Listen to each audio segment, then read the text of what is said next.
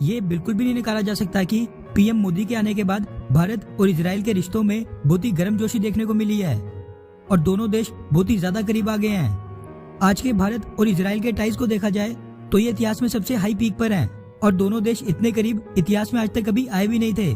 फिर backdoor diplomacy चलती हो वो बेशक अलग बात है, लेकिन इतना करीब आने के बावजूद आज भी इजराइल फलस्तीन को लेकर भारतीय सरकार का स्टैंड वही पुराने वाला 2 स्टेट सॉल्यूशन का ही है। इसी के साथ भारतीय सरकार आज भी फलस्तीन को पॉलिटिकल, इकोनॉमिकल और डिप्लोमेटिक समर्थन देती है। लाखों करोड़ों डॉलर्स की एड भारत फलस्तीन को हर साल देता है, जो कम नहीं हर साल लगातार बढ़ते जा रही है। लेकिन इजराइल भारत के लिए कुछ भी करने में हमेशा एक कदम आगे रहता है। आज तक आजादी के बाद से ही आज तक उसने कश्मीर मुद्दे पर भारत का वन साइडेड समर्थन किया और जब अभी भारत का चाइना के साथ सीमा विवाद चल रहा था उस समय भी इजराइल ने भारत को इमरजेंसी बेसिस पर रातों रात हथियार सप्लाई किए थे। और आज जब इजराइल और फलस्तीन के बीच में संघर्ष चल रहा है, इस बीच भी इजराइल जो भारत के लिए कर रहा है वो शायद ही कभी और कोई देश करता। अब ये खबर तो आपको भी मिली होगी कि 2 दिन पहले हमास के रॉकेट हमले में एक भारतीय महिला की भी मौत हुई थी, जिनका नाम सौम्या संतोष था और वो भारत में केरला राज्य से थी। एक दिन पहले उनकी मौत पर इजराइल के एम्बेसडर रॉन माल्का ने उनके परिवार के लिए बहुत ही भावुक संदेश दिया था और अपनी संवेदनाएं प्रकट की थी, जो कि स्वाभाविक भी था। लेकिन अब इजराइल ने जो सौम्या के परिवार के लिए बड़ा ऐलान कर दिया है उसको सुनकर सभी लोग हैरान हैं।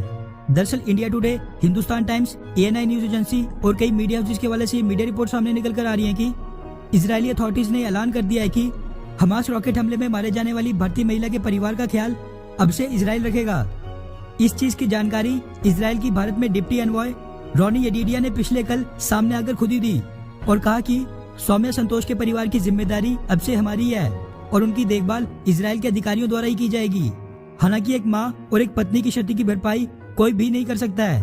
उन्होंने आगे कहा कि वो सौम्या संतोष के परिवार के कांटेक्ट में हैं और उनके पार्थिव शरीर को इजराइल से भारत वापस लाने में उनकी मदद कर रही हैं। हालांकि उन्होंने ये ऐलान नहीं किया कि वो ये मदद किस प्रकार से करेंगे, सौम्या संतोष के पति को नौकरी देकर, उन्हें सालाना ग्रांट भेजकर या किसी और तरीके से। मगर ये भी सच है कि अभी इस चीज का सही समय था भी नहीं, क्योंकि अभी तक तो सौम्या संतोष का पार्थिव शरीर उनके परिवार तक भी नहीं पहुंचा है। इस देरी का कारण सभी एयरपोर्ट्स का हमास रॉकेट हमलों की वजह से कमर्शियल फ्लाइट्स के लिए बंद कर दिया जाना बताया जा रहा है। इजराइल की डिप्टी एनवॉय रोनी येडिडिया ने आगे कहा कि जब ये सब हुआ तब वो अपने पति से बात कर रही थी।